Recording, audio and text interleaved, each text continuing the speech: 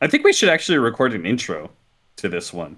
Just basically telling people what we told them at the end of the show when they've already clicked past. You know what? Okay. I'm going to take this part that's at the end and move it to the top. And the show probably just started with me saying that exact line because I might be lazy to edit it down. But that's I don't want to get too convoluted. We can record an entirely separate one if you want. No. This is it. This is it. We're doing it. This is So authentic. next week's fun podcast. Next week is the fun podcast. This time we get into some real shit. So if you just listen to this podcast for me and Joey to bullshit around and have fun, you know, maybe this one isn't for you. Maybe you're just trying to disconnect from reality and have a little fun in your life. That'll be next podcast, because I got shit tons to say about the patch. I fucking love techies. I don't care who judges me for it. I loved old techies. I love new techies. I love both of them. All right. Like Cap said, this podcast, a lot of Ukraine, some geopolitics, maybe a little bit of introspection. Also, dead dogs. It's like a full Marley and Me episode. There's a war going on. Here you go. Here's the show. I hope you enjoy it. See you next week, maybe, if you don't. Please rate us on Spotify, though, still. 5 stars, okay? You're right. If you're going to click away from the episode because we're giving you this warning about the show, just give us 5 stars before you get back to whatever else you're listening to. Okay, thanks. Here's the show. Wow. Surely if I start the show with that noise, no one will be concerned or weirded out, and everyone will be like, that's normal. Yeah. Oh, what podcast started playing? Oh, it's just Sidepole. It's just Cap doing some weird shit with his mouth, which honestly could be the description for the show. Just Cap doing some weird shit with his mouth. I guess it's mostly just talking and talking. Hey, everybody. I'm putting on deodorant right now. I want you guys to know that. I'm putting on deodorant right now because I just came from the shower. Because I just came from the pool. You know, I thought to myself, like, I really should shower before I take a podcast, but then I thought, no one's actually going to smell me, and no one will know that I haven't taken a shower all day. It's probably approaching 24 hours, because I've been a degenerate. I don't think I've been this much of a degenerate in a long time in my life, Cap. Elden Ring came out last Thursday. Okay. Elden Ring came out last Thursday. We're recording this on Tuesday evening. It hasn't even been out a week. And do you want to guess how many hours of playtime I have? I almost don't want to say it because I'm genuinely embarrassed, but I'm doing that thing where if I shame myself, maybe I'll feel better about it. If you have less than 60 hours, I'm disappointed in you. I have 62 hours. That's more. That's almost. That's like 2.5 full days of my life, and the game has only been out for 5 days. Well done. Half of the time the game has been playable, I've been playing it. This weekend, I didn't do anything aside from wake up, sit in my computer chair, and play the video. That's it. That's it. And part of the reason... Is it good? I assume it's good. I think it's really good, but I am a giant FromSoft fan, and I think that basically every game they make is phenomenal. Like their hit rate is probably the highest out of anybody, even compared to Valve. I love everything they've done, and I think that Elden Ring is genuinely bullshit in a bunch of ways. I hate playing it on day one without a guide or a wiki to reference. I've actually been editing the wiki myself to like help other people, which has felt rewarding. I think that's me virtue signaling. It's felt really rewarding to do that, but there's like no good resources to find out a bunch of stuff. And it's really frustrating. So it's just so much trial and error and searching. And I'm not a big fan of exploration for the sake of exploration. I just want to like get shit done, which is hard to do. But yeah, 60 plus hours. Part of the reason I've been allowed to do that is and part of the reason why we didn't have a podcast last week is I joined you and a lot of people in the Having COVID Club. Yes. And you're good now, so I'm happy. I'm happy you're healthy again. But how was COVID? Man, I couldn't have had a more different experience than you. I'm gonna be honest. I think that there's a bunch of reasons for that, both scientific and bullshit. But knowing your full experience, I think made me some percentage more anxious about COVID and getting it, because I know you legitimately had such a very bad time. Yeah. On Thursday last week, I thought I was feeling a little like I had a cold, and I'm like, I have like some post nasal drip. I feel like I'm starting to feel before I get like coldy. And then Friday I woke up and I'm like, I'm pretty tired. And then I slept until 2 p.m. and I had a very mild fever, and I went, I probably have COVID. So I went to go get tested, and then I was like, hey Joey, you have COVID. I'm like, shit. And then 24 hours later, was fine. My symptoms were I was a little achy. My shoulders were sore for a couple days.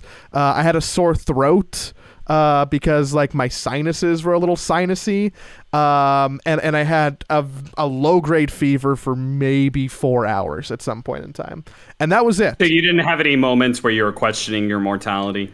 No. I wasn't worried about dying. I didn't need ice in a bathtub. I wouldn't have described anything as anywhere close to hallucinogenic. I didn't have to like start to scribble out a will on my notes app in my phone. I just I just sat in my room. And since I'm back living with my parents, I also managed to not give them COVID, which felt like an achievement. Hey, good job. But I have been in my room, or I have not gone downstairs more than twice in the last 10 days. And two of those, and a couple more times to go get COVID tested. So I am officially super antsy and also still positive, which is annoying because that means that I can't go back to work.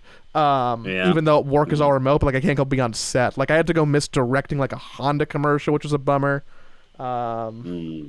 You know what? Let me complain about myself for a little bit longer. It's not like there's anything else that's going on in the world or anything to be concerned about or anything to like. Let me keep on. Let me take the limelight a little bit longer because I have a lot of problems. Our internet connection, or probably my internet connection, might be a little fucked. And anybody who's watching, also, if you guys can't tell, my webcam is pretty fucked. Yes, yeah. Anybody watching the video version of the podcast, I'm sorry. Sorry on behalf of Cap's webcam. Dude, I'm getting really sick of these once in a lifetime events that we've been having in the last couple of years. But yeah, I just quickly, I know from the metrics that people listen to the show in Ukraine and in like nearby areas. Hope you're safe. Truly. Yeah, you want to make this Ukraine episode? I've got a lot on my mind. I can go a long time about a lot of stuff, but I don't. There was a patch. You're in Dubai. There were like on the brink of another world war. I had COVID. I had to put my dog down. That's a bummer. Sorry, everybody. Like a lot of things happened in the last week, and the thing that I want to talk about the least is Primal Beast. Yeah, we can probably record another episode to make up for last week's episode that we missed out on. Not right now, because I've only got time for one episode, because I am starving since I've been up since 2 a.m. and it's now 9 a.m. and I'm dying. So I'm gonna only have time for one episode. Do you want this episode to be the Ukraine episode, or do you want this to be the patch? I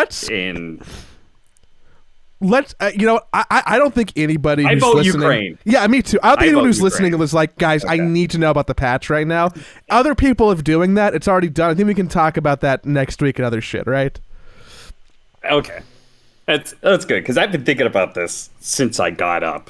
And obviously it's been a subject for quite some time now. But to conclude our previous discussion, though, I just want to say I'm happy that you're healthy again.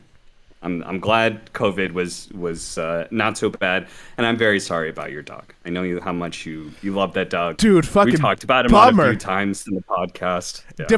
Different dog actually. It's not the one that I can hold up. It was the Rottweiler. But Oh, yeah. oh, The dog that you have seen is actually still alive. The other dog is dead. okay. Dude, really All right, shitty well, I'm sorry week. for that dog too. I really shitty week. I couldn't go to the vet with the dog because I had COVID. Oh, no. Like, dude, shit. I big picture probably will remember the end of February as like one of those moments where you look back on and you go like, man, that was a really rough time. And I'm saying it like kind of jovially, but like, there's a reason why I'm playing 60 hours of Elden Ring, and it's because I want to escape from everything else, right? Like, it's been a shit couple of weeks for me. But.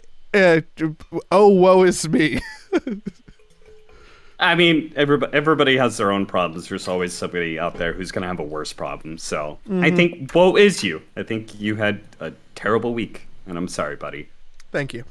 That sucks. All right. So for anybody who wants an update on where I am right now. So I'm currently, the reason I'm back to the TI webcam. Man, this fucking recording from this laptop is just an ill omen, you know? You sound it's a nice. sign of bad things happened. You sound Yeah? pretty good. You sound pretty Nice. good. Yeah. It's because I always bring that microphone to record. So so I am currently in Dubai.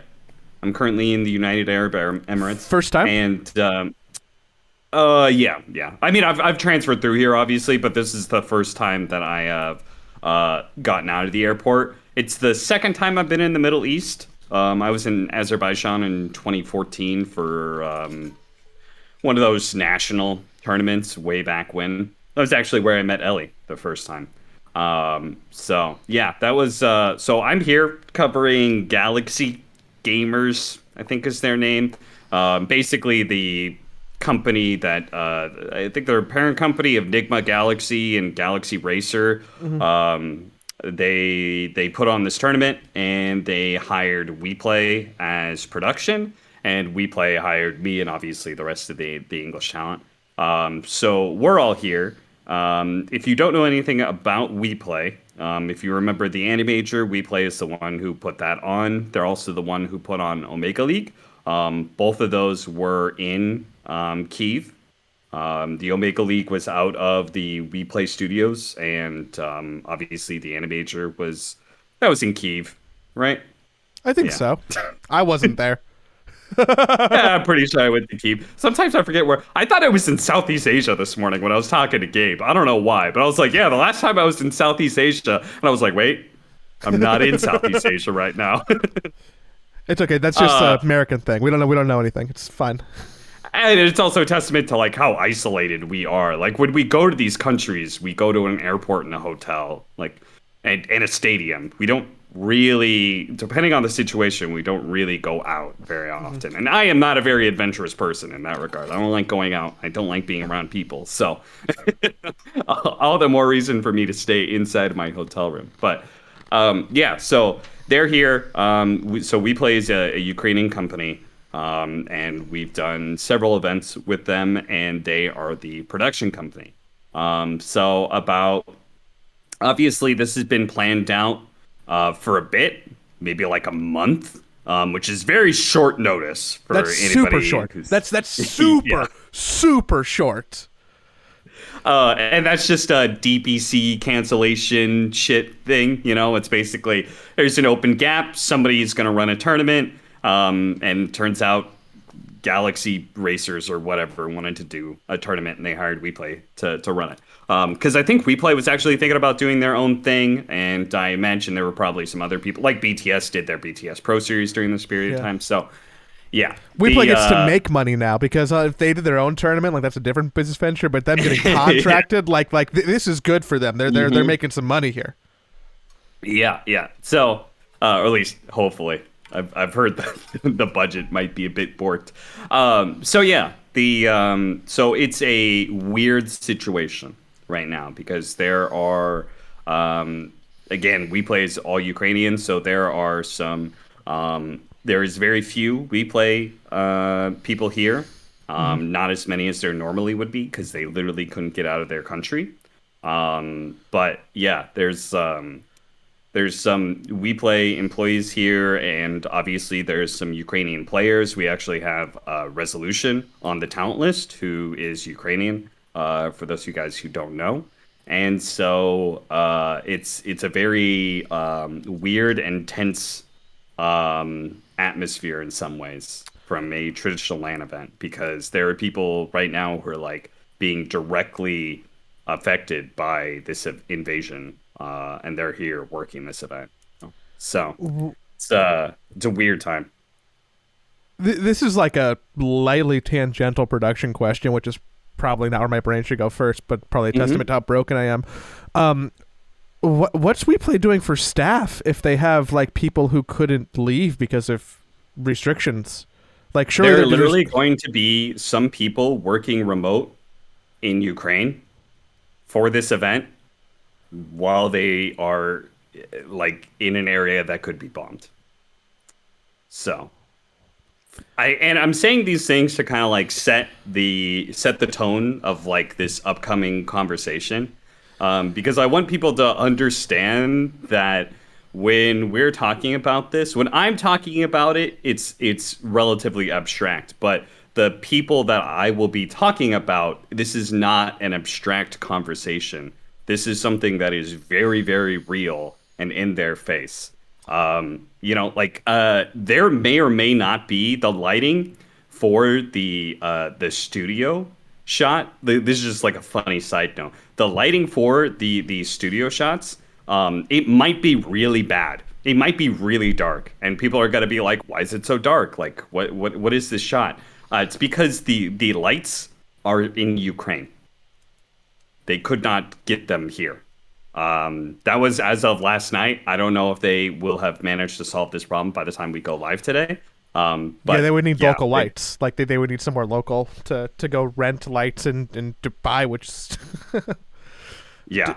it, Oh, I'm still stuck up. Like I know that we're all aware of the current situation, and people are like, "Oh yeah, it's real." I can see on the news people are affected and hurt. But just to like hear you say like, "Oh yeah, people who are working the tournament are like at home and legitimately in danger because of their area," it's just really it gives me pause, right? Like I stand here and go like, yeah, "Holy shit!" Like that's real. And the yeah, words almost don't sound real when you say them, right? Like, oh, the production people are like in an active war zone. It yeah. almost it sounds fake or inconsequential, but it is a true reality without exaggeration, which is just yeah.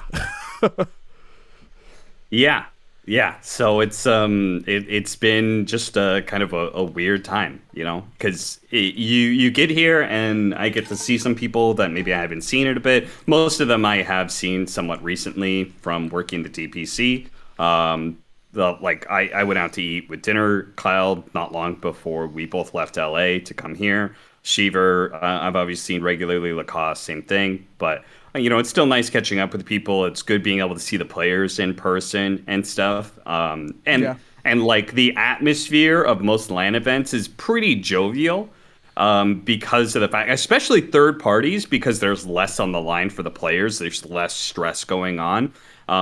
So like with TI and that sort of thing, it's like you'll exchange some pleasantries, but and maybe you'll have a laugh at some point in time. But a lot of times it's just like they're in the fucking headspace that this is like a potential life-changing event. So third party's a little bit more relaxed in that regard.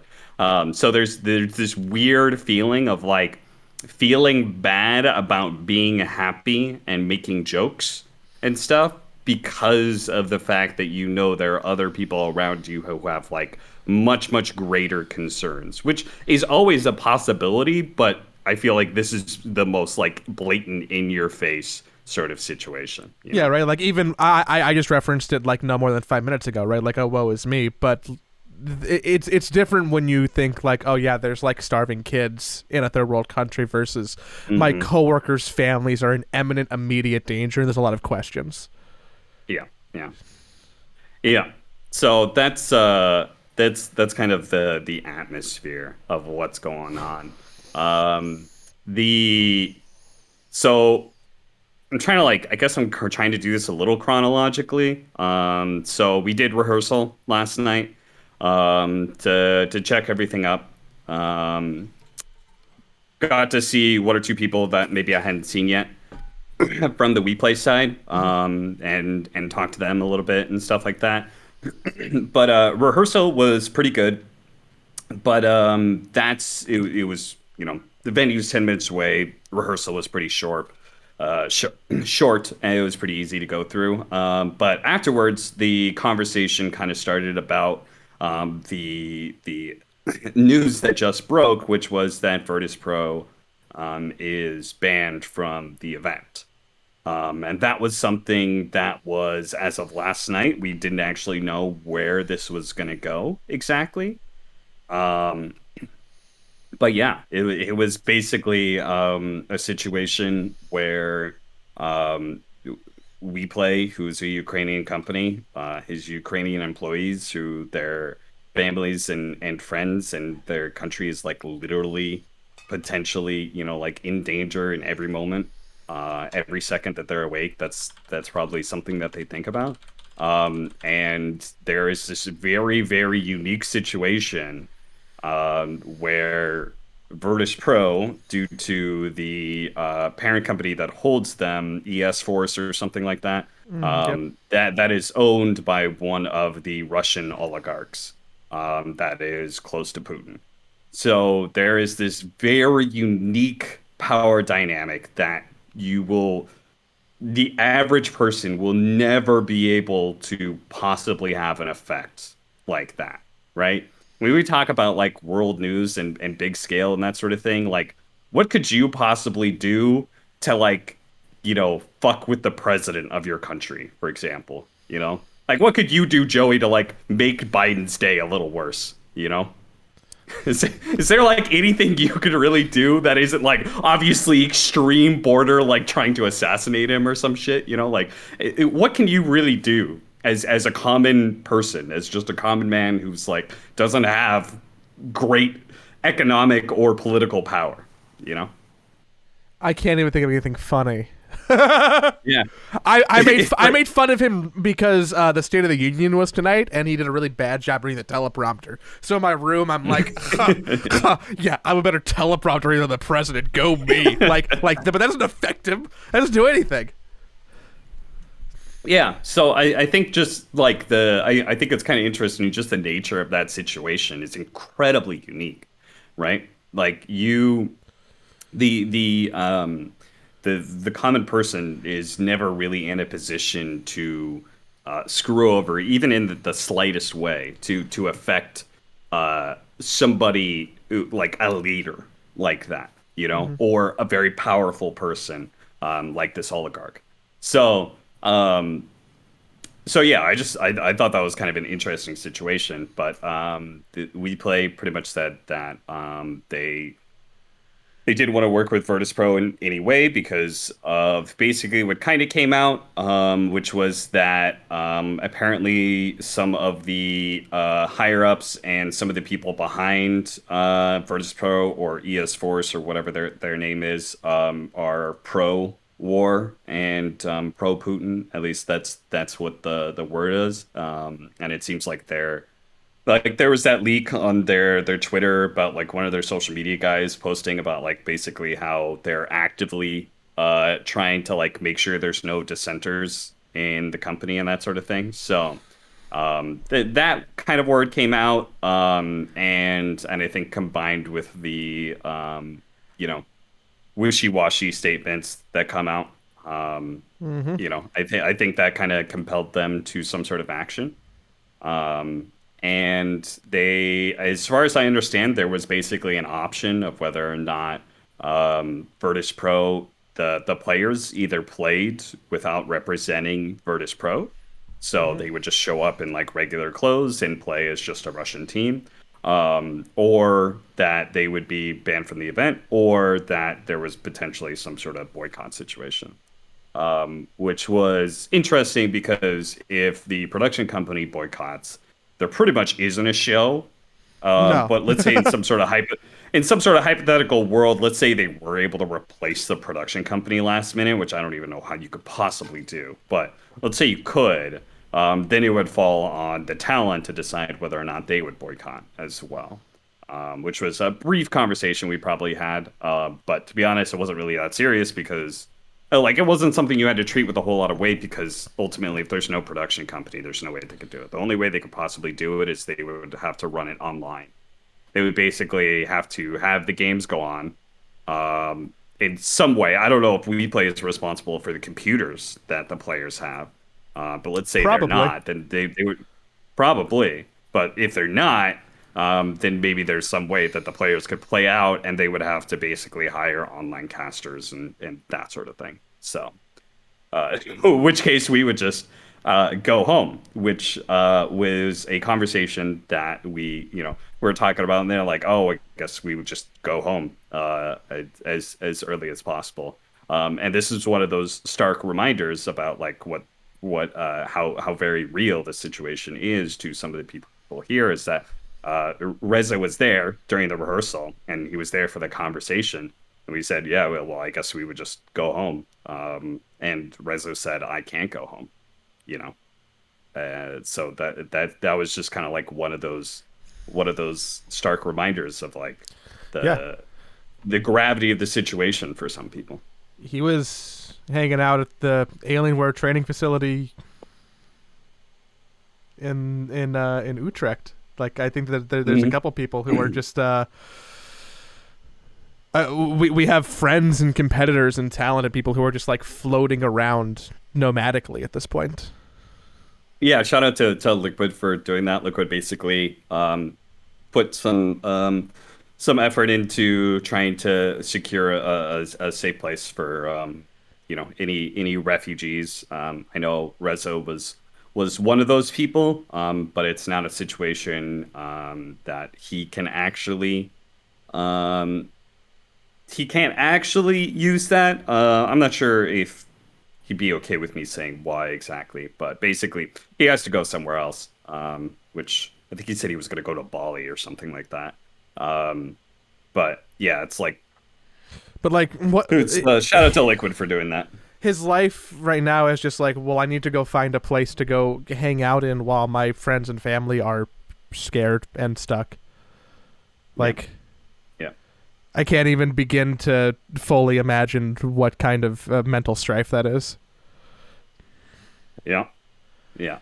So Um, that happened last night, and then obviously this morning it came out that Virtus Pro, the tournament organizer, decided to ban Virtus Pro, so that the team will not be playing at the event, and there is a lot of discussion about that whole thing right now, which I'm sure we'll get into. But yeah, that is where we're at now.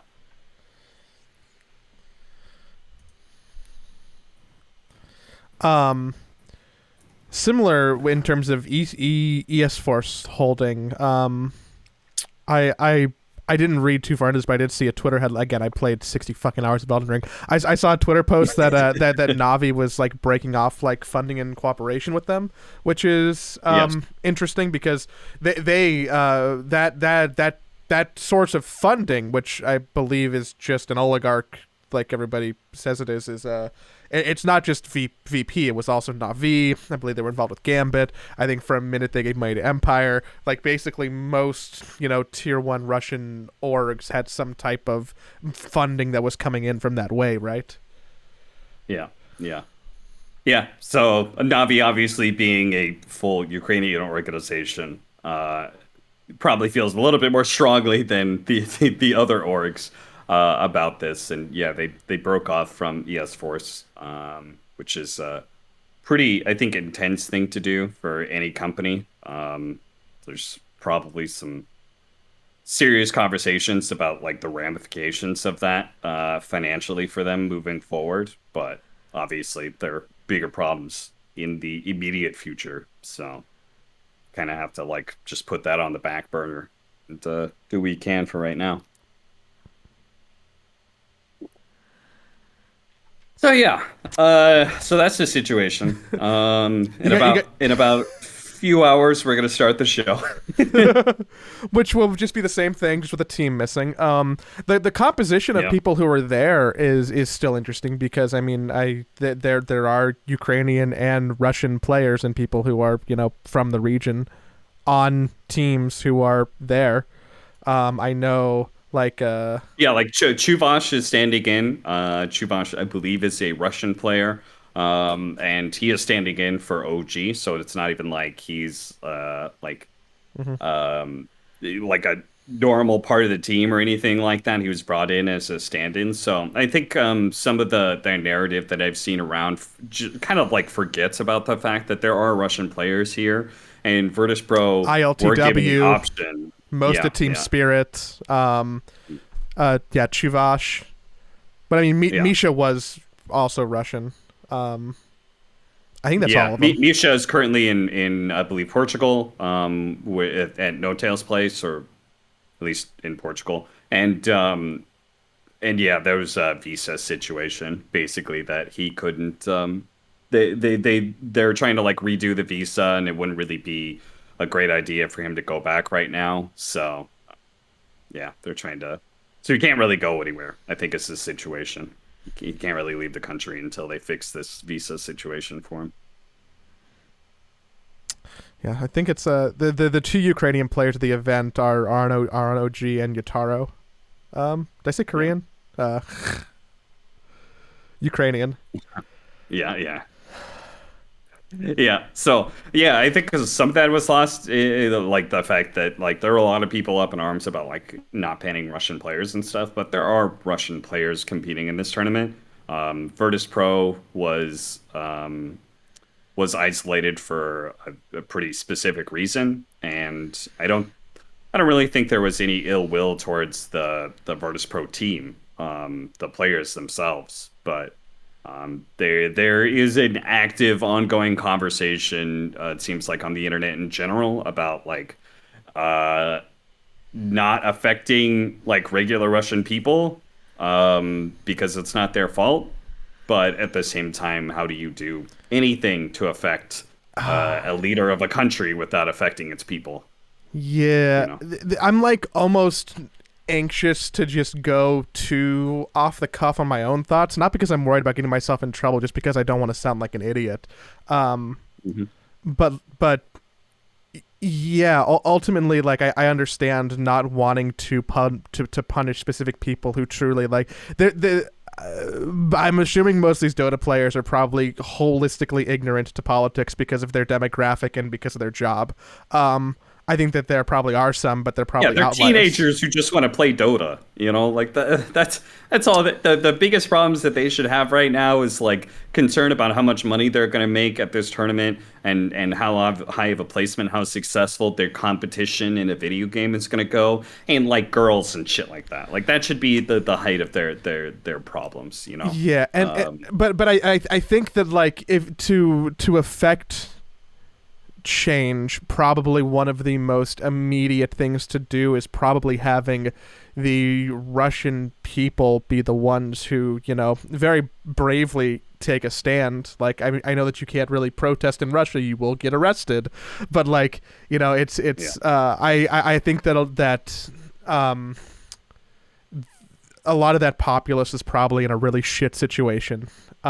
Yeah. And Yeah. they probably need to try and create some kind of internal change in order to create a more effective external change. And if that means inconveniencing some people, then well, I hope you're inconvenienced and you understand that it's not the world who's out to get you, it's your government that is harming you.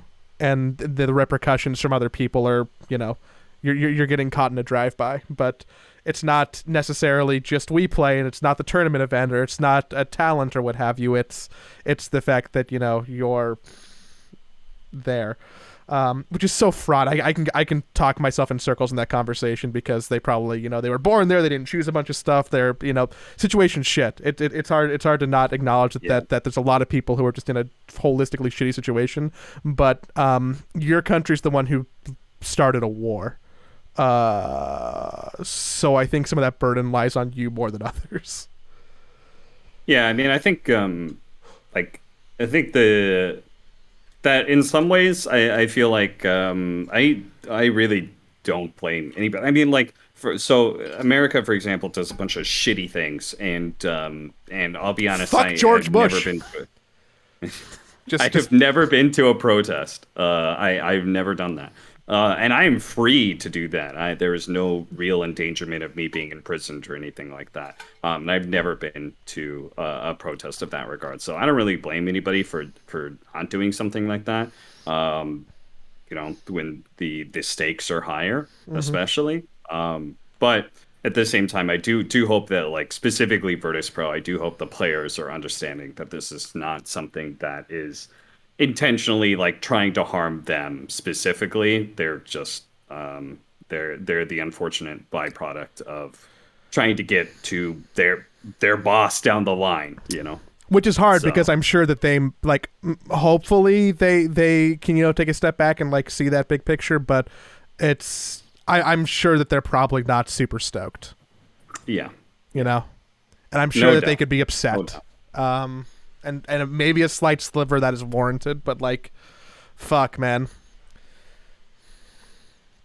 Yeah, yeah. So I don't know what's going on with them exactly. Guess I'll learn more as the day goes on. Because I haven't really talked to anybody else. I've only talked to Gabe this. I only talked to Lyrical this morning because we went to the pool together. Hmm. Since we've both been working out, so we're both sore. So we both went to the pool and hot tub and stuff. We had a nice long conversation about some of these things, but I haven't really caught up with the rest of the news of anything else that's going on. So by the time this releases, I'm sure there will be some more stuff that This is all fresh has off the gone down. presses, So, like the Reddit yeah. thread is like an hour old that's talking about this. This is all. I should get this out, man. We got to be timely. We're basically NPR up in this shit. Um, something related, but not 100% related. How did you find out that Russia started an offensive? Because um, I got a push notification on my phone for a Discord server that I'm in that is for a TV tracking website that I use Oh, to like. really? It's basically like Letterbox. People who know what that is. I use a TV and anime tracking website, and I'm on their Discord. I'm a supporter. I really like their product, and I got a push like in the announcement channel out everyone that said, "Hey, because Russia started bombing and invading Ukraine, we are cutting off access to the entire Russia part of the server and removing access." And that's how I learned that a war started, which just feels really bizarre to me. That my TV tracking website Discord, less than 20 Hmm. minutes after bombing, it's while I'm playing a video game is like, oh, holy shit! Like I stood up and I'm just like, oh my, this is real. This is Oh. real. Um, I just think it's interesting how I we don't learn actually about news. remember.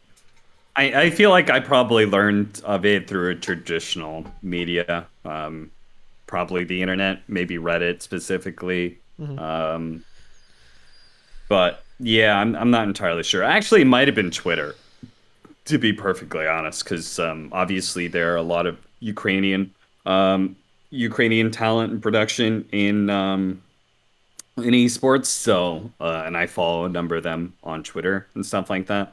Hmm. That is something that there's just been a general feeling of hopelessness, or hopelessness, not hopelessness, helplessness. As in, like, I want to be able to help the people that I consider friends and colleagues, but I don't really know how to do that in the best way. Hmm. Because it's like, so basically what I did is I contacted a number of them. I DM'd them on Twitter, and stuff like that. So I've just kind of been checking up on them, but I also like don't want to overdo it in a way. So it's kind of that's just kind of like what I've done specifically. But like, you know, what is that? It's nothing. It takes 5 seconds out of my day, you know.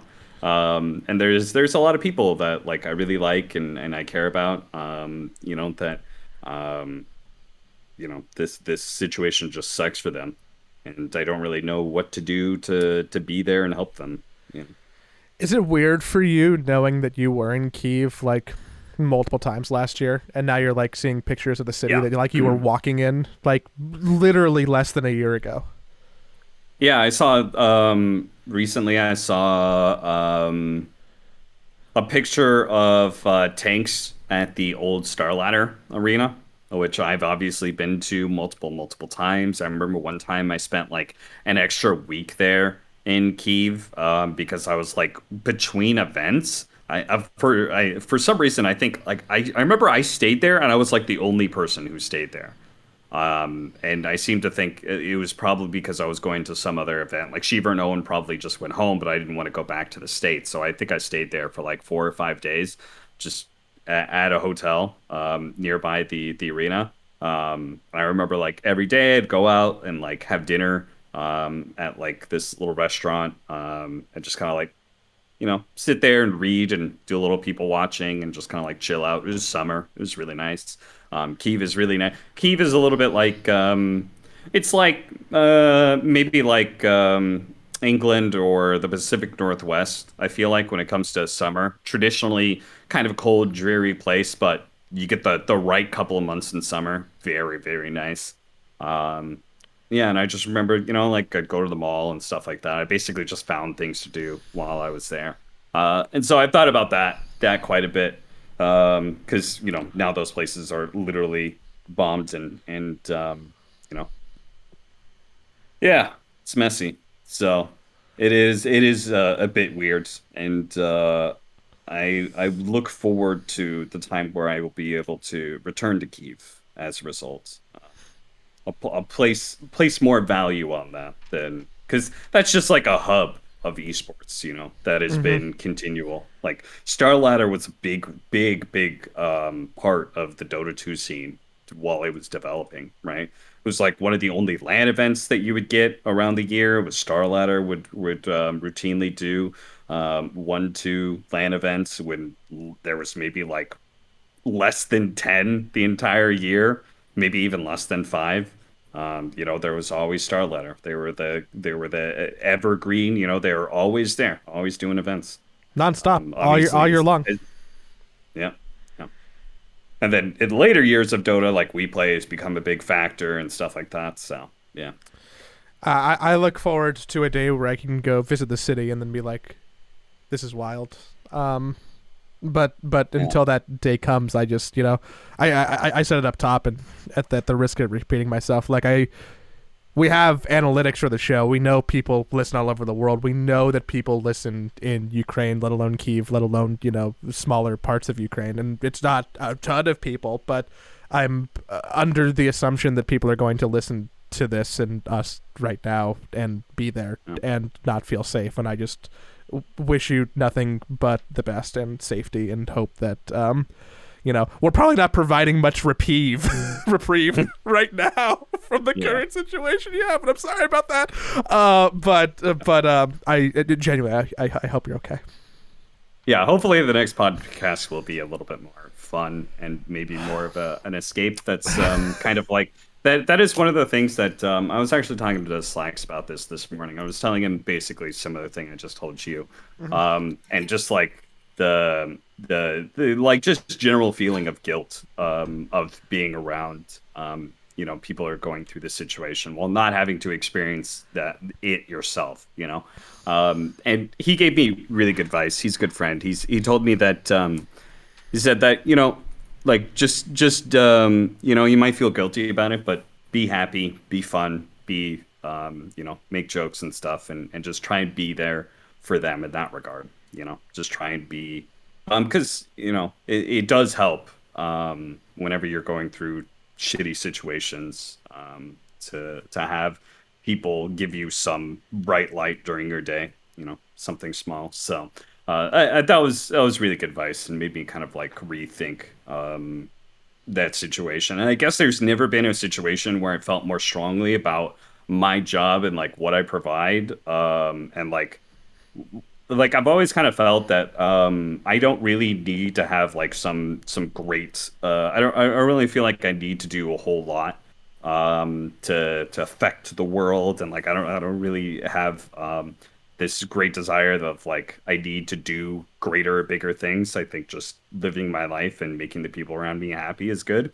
And I think that this job, like this specific event where I can go and talk about some Dota and hopefully entertain some people and hopefully give some people a little bit of a escape from what they're going through. That's that's probably the only time I've like really thought about that part of my job and like this, you know, it's weird. It's a weird like thing, because it's like the you want to be serious and you want to think about these things. You want to treat them with the seriousness and sincerity that they deserve, but at the Hmm. same time, like maybe it's more helpful to people just to be able to, help them think about something else for a while.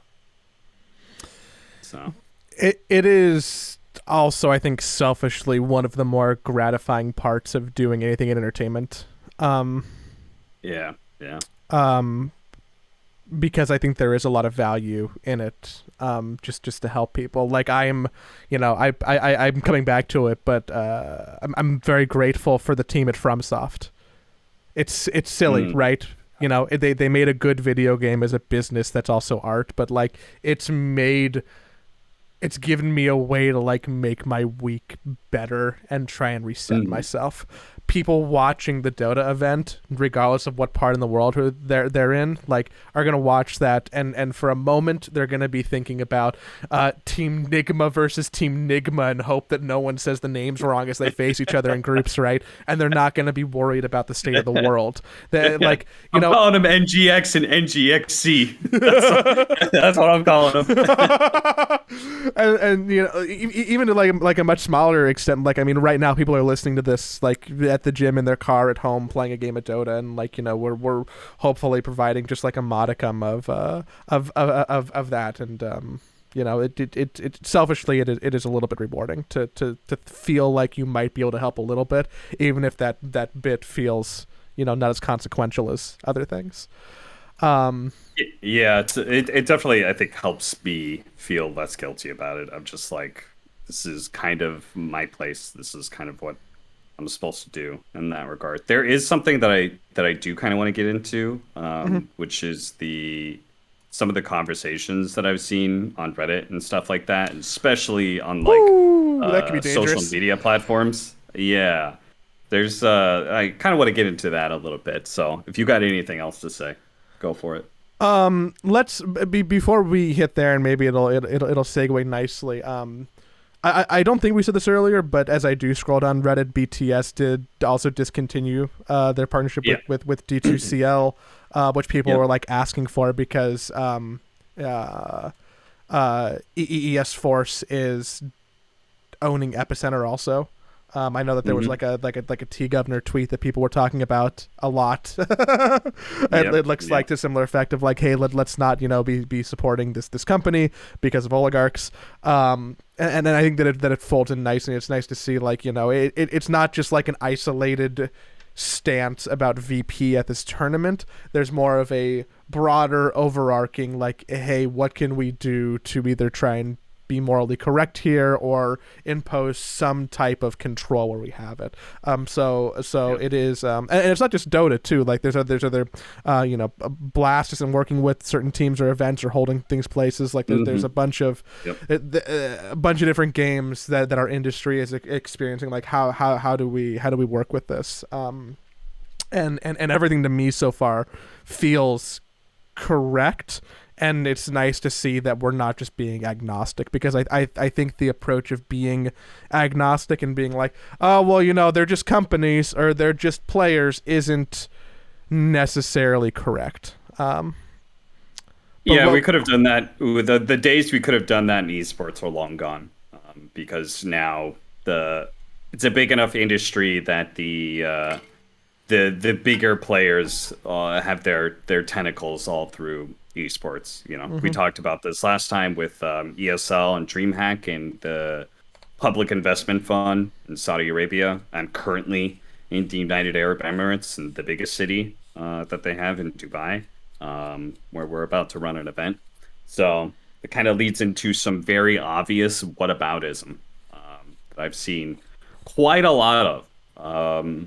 I think the most recent bit that I probably saw was the T Governor tweet, and then also Kyle just put out a tweet about his thoughts on Ukraine in this situation, which I gave him a little bit of feedback when I read it. And I Ooh, think there's a blog. yeah. I need email updates for Kyle blogs. These are fun.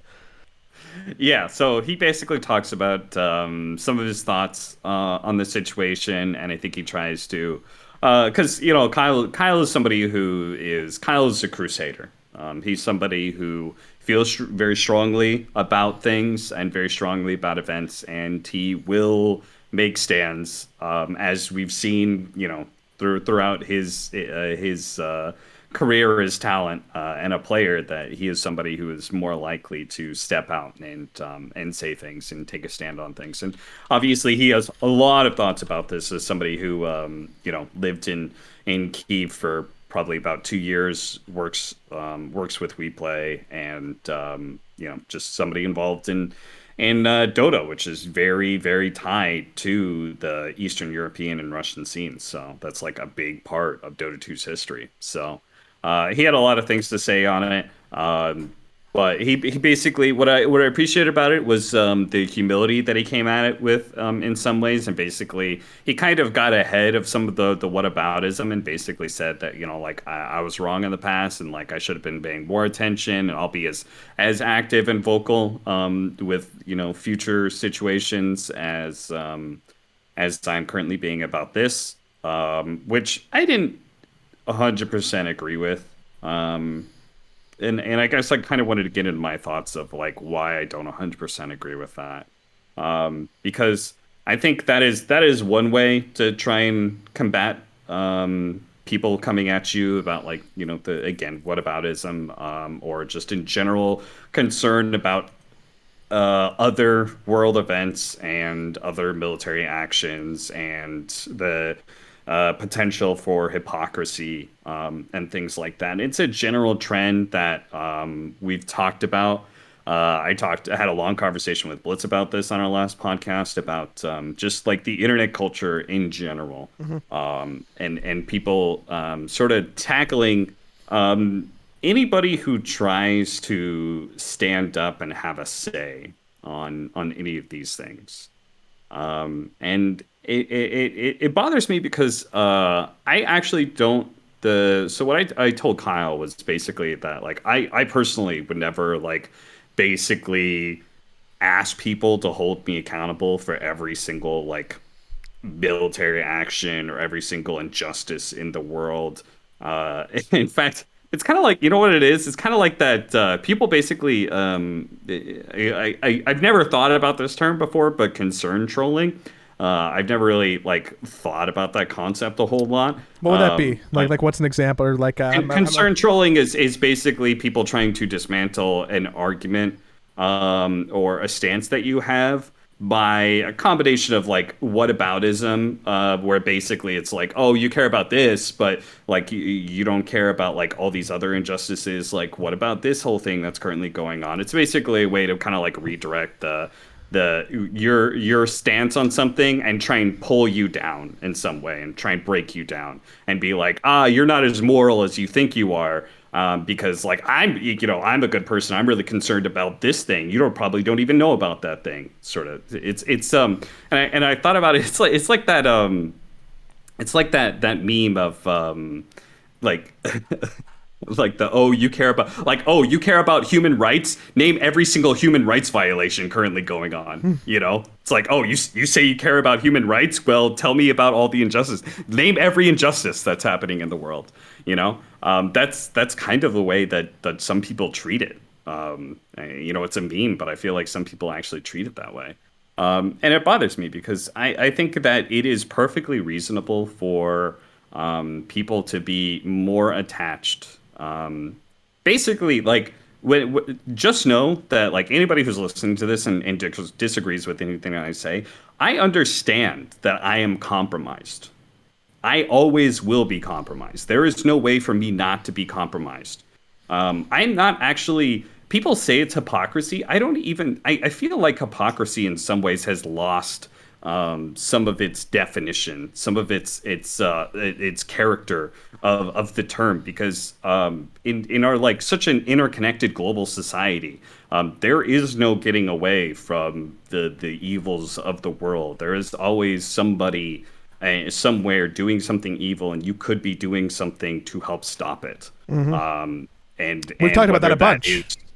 yeah, and whether that's world events or like just in general that isn't actually connected to you quite as much, or but you have you have the capacity to help them in some way, or at least you maybe have the resources to be able to do so in some way. I say resources and not capacity, because I don't think necessarily everybody has the capacity. In fact, I would say most people do not have the capacity to care about every single world event and every single tragedy and every single human rights violation the same intense way that they care about whatever affects them most, you know?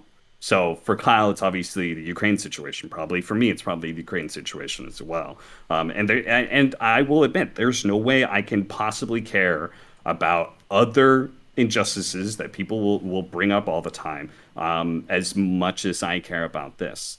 And I will cop to that. I will cop to the fact that I am compromised as a human being, but I think we're all compromised in that regard. And I don't think that the I don't think pointing that out and tearing down people's stances is doing anything good for the world.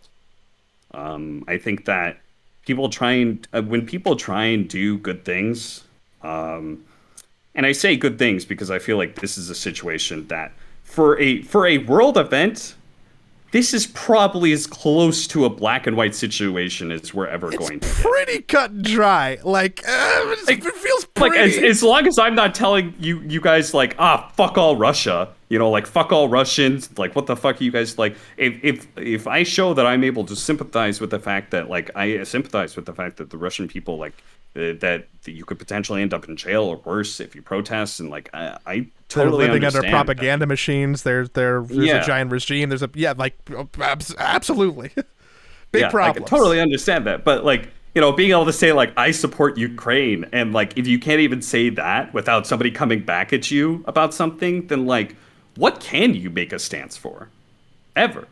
And all that's happening is and I know in some sense that some of this is just trolls or people who just want to feel right. They want to morally validate themselves. They want to feel like they're a better person than other people, or they just want to tear people down, or maybe they're quite literally Russian trolls. And I don't know I'm talking about that, but I think there are some people absolutely who feel more authentically about this when they respond to these sort of things. And I guess I just want to ask, do you think you're making the world a better place when you do that? Because I think all you're doing is kind of pushing people to never have a stance and just be more and more lethargic about anything, right? Because if you ever make a stance and you're torn down and basically saying, well, you're some percent good. You're not 100% good. You're only some percentage. You're not less than 100 good. And I think what people are saying, and the obvious parallel to current situation is hey everybody, we're really mad at Russia. They're doing a war, but some of you are in Dubai, which is doing a maybe genocide. Yeah. And then it's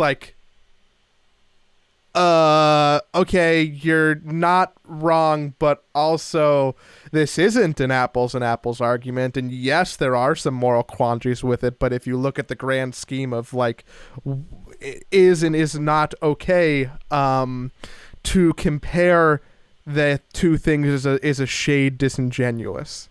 And the idea of you attacking Kyle or anybody who's talented in Dubai or anybody who's in the UAE is hold on, wait. So because they're doing the job there, they can no longer have any stance on any other political or worldly issues because they aren't Mother Teresa or something. What you're saying really strikes a chord with me in the sense of it's impossible to dissect why we as humans like tear each other down. I mean, I see you obviously see it much more prolifically on the internet through trolling, whether it be genuine or disingenuous. But it's like, why are people finding the need to come to these places and being like, "Hey Kyle, interesting points. Fuck you. You're in Dubai. Go die in a fire." I know that's not actually what they're saying, but like it's just why. I don't understand why, which is an impossible question. I think a large majority. I think a large majority don't actually care and just want to tear you down. But I do think that there is a minority of people who are like generally concerned about an issue, and they wish that issue would be highlighted more. And they want you to highlight it more, and maybe in their frustration, they don't come across in the best way, and they attack you rather than trying to get you to be an ally for some other thing. But yeah, I think it's just a general problem with our culture, and I think it's a very, very bad sign of like where we can go, because we're basically disincentivizing people from like caring and trying to do anything good. Like if I go and like I've wanted to do this for a bit. Like I want to start volunteering to do something that like I want to do some fucking plant trees shit, right? Yeah, go build I, houses. Go. yeah, and if I can't do that in some way in some people's minds, because I will also actively be using an airplane to travel to these places, and that is obvious pollution and adding to global warming, and that's that sort of thing, right? I can't do this good thing because it's being offset by the world that we live in, and for me to do my regular, like live my regular life, basically, I there are certain moral Yeah. compromises I take every single time, just living and breathing, and doing just normal things. So it's Blitz and I talked about this a bit, and he shared with me something that I'm going to reiterate on this podcast. It's called the Copenhagen interpretation of ethics. If you Google that, it'll come up with a blog. And I thought that blog was really nice. This is what you guys were talking about when I was choking on my dental implant. Sorry, go ahead, go on. I feel the trauma bubbling back up, but please.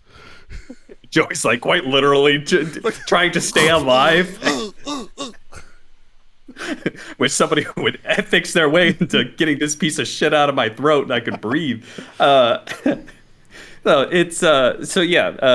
If you guys are interested, I would highly suggest reading that blog. I think it was really interesting. I can't actually pull it up right now because certain things are blocked on this Wi-Fi connection, such as porn. How'd you find that out?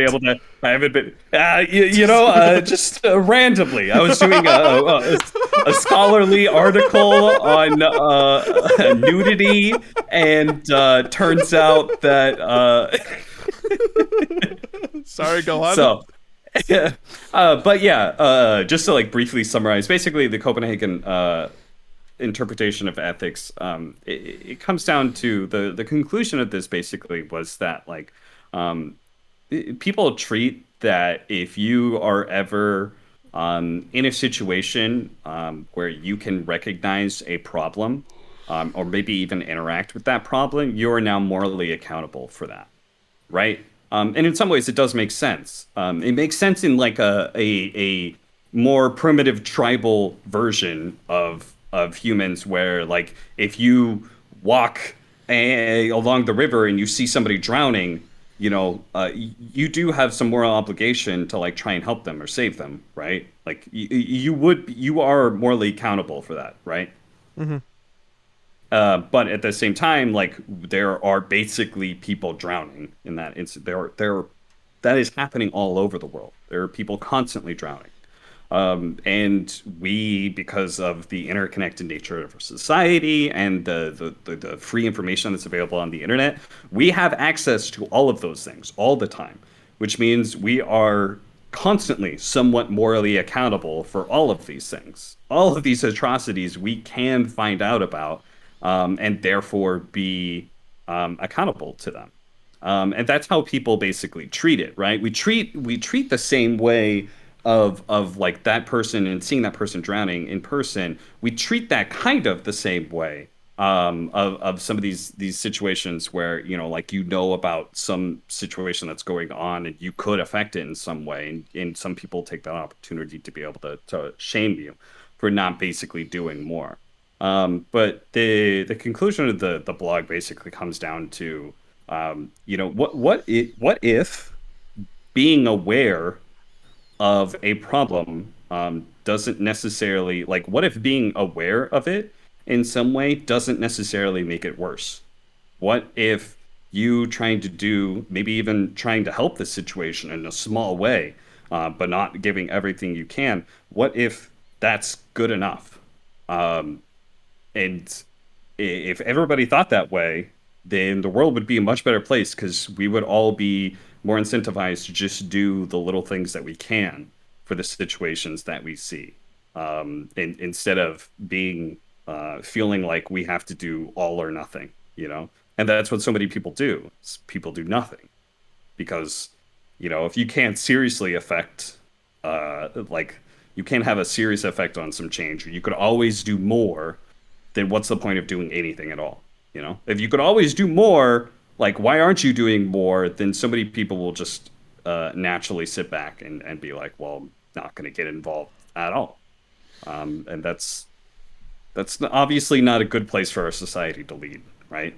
I think we should be okay with people doing what they can, where they see problems. And we should applaud people for trying to do like, even if you think they could do more and stuff like that, applauding them for the things that they do and trying to get them to do more of it in a positive light. Like, you support them in what the $5 that they give when they make 100 grand. Maybe they're going to give more $5 in the future. So I think more people should be aware of this concept and think about the idea of, like, what is actually going on when you try and shame people, because you feel like if you're in that situation, oh, if I was them, I would do so much more, I would be so much cleaner, I wouldn't do all those things.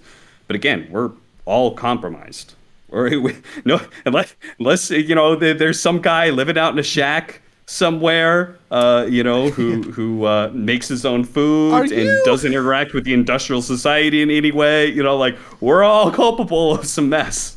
Yeah. Oh, you really hate society, right? Well, time to go participate in society.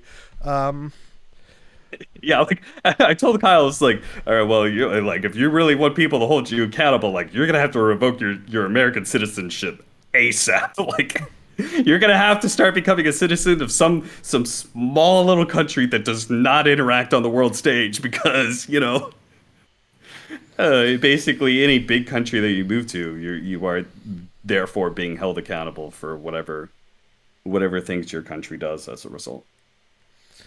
Um, we just did a pretty heavy hour. Thanks for sticking with us. I wanna extend it just a little bit more because I think what you're saying is really interesting in the context of Dota. Because I thought it was really interesting after all that came out about it to see Weehaw finally join Alliance officially. Yeah. And for real. Yeah. And I think that that's, very much analogous to a lot of what we're talking about. He, as a professional, made a compromise that apparently was very publicly didn't want to make about working with someone who has a betting sponsor, which is sacrilegious to him. And for a while, it looked like he wasn't going to commit to any of that. But eventually, somewhere there was a compromise on morals and principles to some degree to allow him to say yes and join that team based on what we know, right? So, Yeah. that's a person having to deal with some kind of spectrum of their own personal morality. And I'm sure if you open up the Reddit threads, there's probably people tearing Weehaw down for being hypocritical. There's probably people defending Weehaw for a situation. There's probably people who are making really good points about the reality of a complex morality. But if I were to like sum up a lot of what you said and put it in just an overly simplistic way, it's like, for me, I'm getting more and more tired of the meta of tearing people down. Yeah. Like just across the board in all facets of everything, which we see a microscope on in the internet, in the comments, on Twitter. We're collectively going through what the history books will probably see as like a kind of a garbage time for humanity, I think. And we just keep on tearing each other down. And I am really optimistic about the younger generation, about people who are younger than us, about the Gen Zs and alphas, if you want to refer to them, about that, for being a little more woke and a little bit more growing up with the internet and more culture. But it's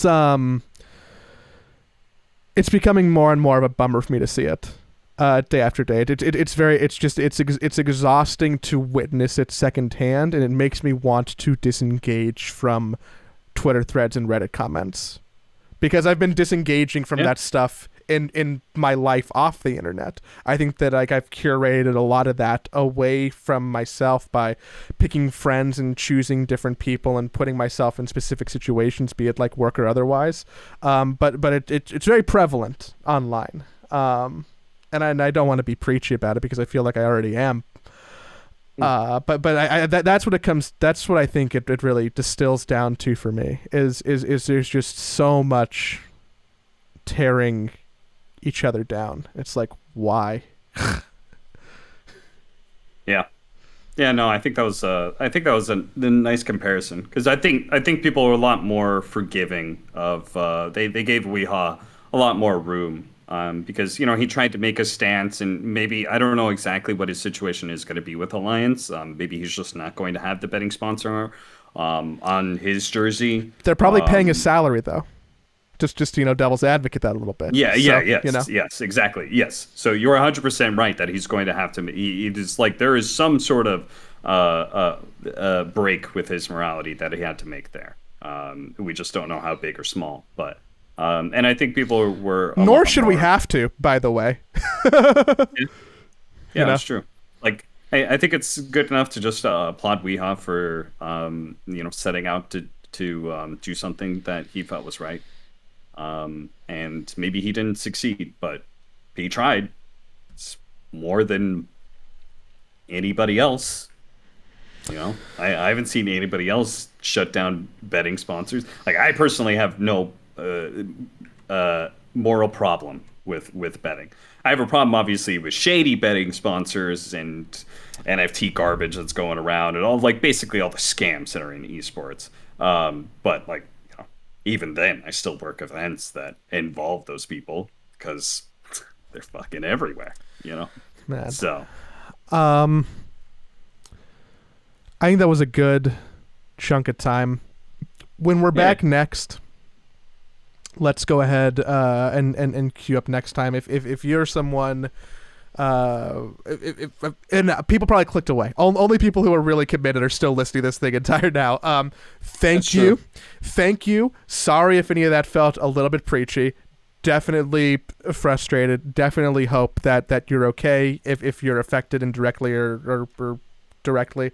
Next week we can talk about Dota patches and new heroes and DPC winners and how this tournament went and all that fun stuff, and really just give you a big old injection of Dota into the veins. But the thumbnail for this one is probably going to be a Ukrainian flag or some clickbait about VP or something.